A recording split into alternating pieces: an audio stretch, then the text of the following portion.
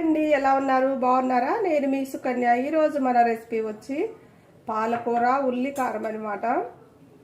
చాలా చాలా బాగుంటుంది. వేడి వేడి అన్నంలో ఈ కూర వేసుకొని తింటే సూపర్గా ఉంటుంది అనమాట. అంతేకాదు, చూసారా ఎంత కలర్ఫుల్గా ఉందో కర్రీ. ఈ కర్రీ నోటికి బాగలేనప్పుడు మనం ఇలా చేసుకొని తింటే, పాలకూర ఇష్టం లేని వాళ్ళు కూడా కొంచెం ఇదిగో ఈ కారంలో నెయ్యి వేసుకొని తింటే చాలా చాలా బాగుంటుంది. అంతేకాదు, పాలకూర ఇష్టం లేని వాళ్ళు కూడా ఇలా చేసి పెడితే ఆకుకూరలో చాలా ఇష్టంగా తింటారనమాట. చాలా చాలా బాగుంటుంది. మనకు నోటికి బాగలేని టైంలో ఇలా చేసుకొని తింటే చాలా కమ్మగా కడుపు నిండా తినేస్తామన్నమాట. ఈ పాలకూర ఉల్లికారం ఎలానో దీని తయారీ విధానం చూసేయండి. మనకి ముందుగా కావాల్సినది పాలకూర అనమాట. చూసారుగా, మంచి ఫ్రెష్గా ఉన్న పాలకూర తీసుకోండి. నేనైతే పెద్ద కట్ట కాబట్టి ఒకటి తీసుకున్నాను. మీరు చిన్న కట్టలు అయితే 2-3 అయినా తీసుకోండి. ఇప్పుడు దీన్ని నీట్గా ముక్కలుగా కట్ చేసుకుందాం. చూసుకొని జాగ్రత్తగా, పీసులేమి లేకుండా చూసుకొని మరలా అంతా ఇలా పెట్టుకొని సన్నగా కట్ చేసుకుందాం.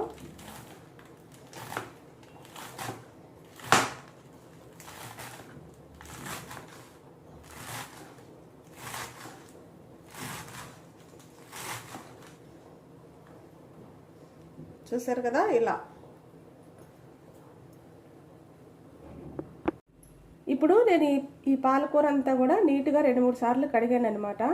మనం ఆకుకూరలైనా కూరగాయలైనా కడిగేటప్పుడు కొంచెం ఉప్పు వేసి కడుక్కోండి. ఎందుకంటే వీటన్నిటికీ మందులు బాగా కొడుతూ ఉంటారు కదా.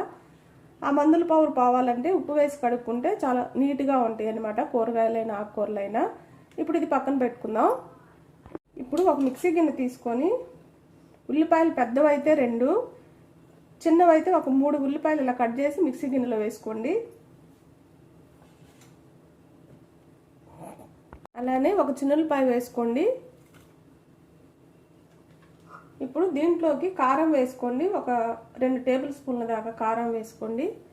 కారం అంటే సంబార్ కారం కాదండి, దినుసులు కలిపింది కాదు. మనం పచ్చళ్ళకు వాడుకుంటాం కదా ముడి కారం, అది వేసుకోండి.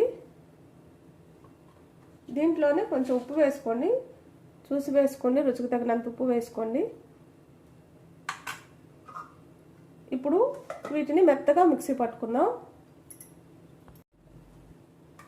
చూసారు కదా, ఇలా మెత్తగా మిక్సీ పట్టుకోవాలి. మన ఉల్లిపాయ ఉంది కాబట్టి దీంట్లో ఇంకా నీళ్ళు ఏమీ అవసరం లేదు. నీరు ఉంటుంది కాబట్టి ఉల్లిపాయలో ఇలా కారం రెడీ అయిపోతుంది. ఇప్పుడు దీన్ని పక్కన ఉంచుకుందాం. ఇప్పుడు స్టవ్ మీద ఒక బాండి పెట్టుకుందాం. స్టవ్ వెలిగించుకొని బాండి పెట్టుకున్నాక ఒక 5 టేబుల్ స్పూన్ల దాకా నూనె వేసుకోండి. నూనె కొంచెం వేడవనిద్దాం. వేడైంది, కొంచెం జీలకర్ర వేసుకోండి.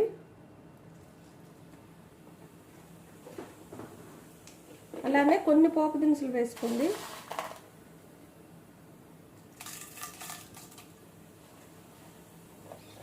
ఇవి కొంచెం వేగనిద్దాం.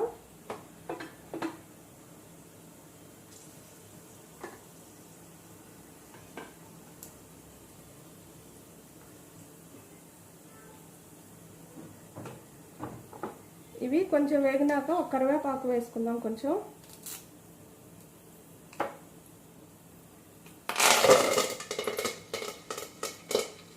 కరివేపాకు వేసుకునేటప్పుడు జాగ్రత్తగా వేసుకోండి. స్టవ్ అంతా కూడా నూనె చిందుతుంది.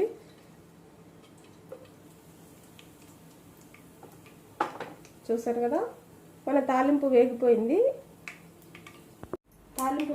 కదా. ఈ తాలింపులో కొంచెం పసుపు వేసుకోండి. ఒక 1/2 టీ స్పూన్ పసుపు వేసుకోండి.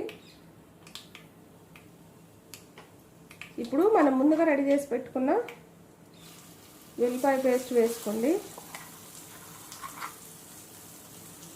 మనం ఎక్కువ కావాలని కట్టలు ఎక్కువ తీసుకున్నప్పుడు ఈ ఉల్లిపాయ పేస్ట్ కూడా ఎక్కువ తీసుకోండి.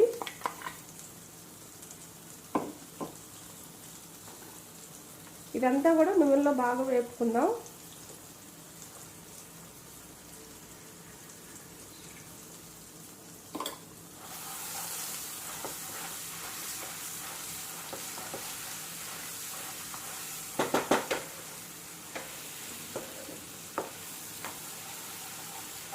ఇలా తక్కువ మంట మీద కలుపుతూ వేయించుకోండి.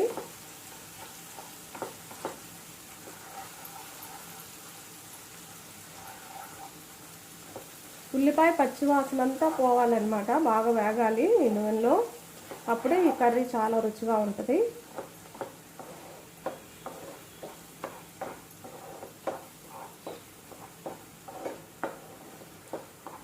ఇప్పుడు మూత పెట్టి ఒక 2 నిమిషాలు ఈ కారాన్ని వేగనిద్దాం.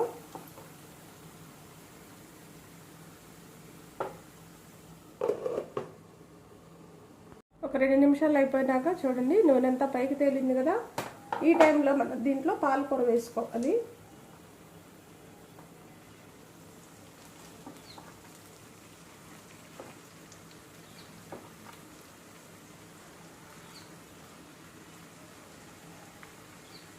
ఇలా వేసి 1 నిమిషం మూత పెడితే చక్కగా మగ్గిపోయిద్ది. అప్పుడు కలుపుకోవచ్చు అంతా. ఆకుకూరలు ఎంత పైకున్నా ఉడికితే కొంచెమే అవుతాయి కదా.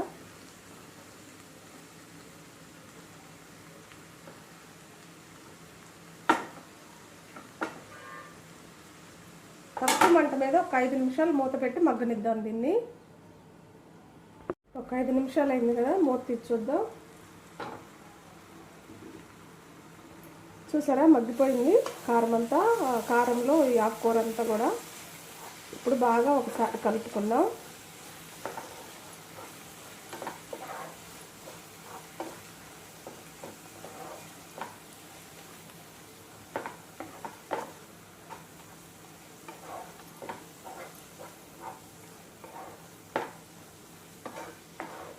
ఇంకా కొంచెం సేపు మగ్గబెడదాం అనమాట. దీన్ని తక్కువ మంట మీదే చేసుకోండి, చాలా బాగుంటుంది. ఆకుకూర కూడా చక్కగా మగ్గిపోయి కారం అంతా పట్టి చాలా రుచిగా ఉంటుంది. ఇంకొక 5 నిమిషాలు దీన్ని సిమ్లో పెట్టి మగ్గబెడదాం.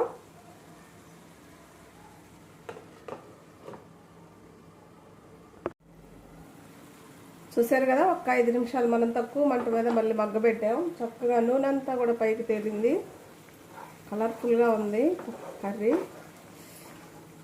ఈ టైంలో ఉప్పు చూసుకొని వేసుకోండి తగినంత. మనం ఫస్ట్ ఉప్పు కొంచెం వేసాం కదా, దించుకునే ముందు కొంచెం ఎండు కొబ్బరి పొడి వేసుకోండి, ఇంకా చాలా చాలా బాగుంటుంది. ఒక 2 టేబుల్ స్పూన్ల దాకా వేసుకోండి. ఇది ఇంకా బాగుంటుంది అనమాట, చాలా బాగుంటుంది కొబ్బరి పొడితో. ఒక్కసారి కలిపేసి స్టవ్ కట్టేసుకుందాం. ఇంకా చూసారు కదా, అయిపోయింది, రెడీ అయిపోయింది పాలకూర ఉల్లికారం. దీన్ని బౌల్లోకి తీసుకుందాం. చూసారు కదా, మన కర్రీ గిన్నెలోకి తీసుకున్నాం. ఎంత బాగుందో చూడండి. పాలకూర ఉల్లికారం చాలా చాలా కమ్మగా ఉంటుంది. కంపల్సరిగా మీరు ఇంట్లో ట్రై చేయండి. ఎలా వచ్చిందో కామెంట్ చేయండి. ఇంట్లో వాళ్ళందరూ కూడా చాలా ఇష్టంగా తింటారు ఇలా వెరైటీగా చేసి పెడుతూ ఉంటే ఆకుకూరలతో. నా వీడియోస్ కానీ మీకు నచ్చినట్టయితే లైక్, షేర్, సబ్స్క్రైబ్.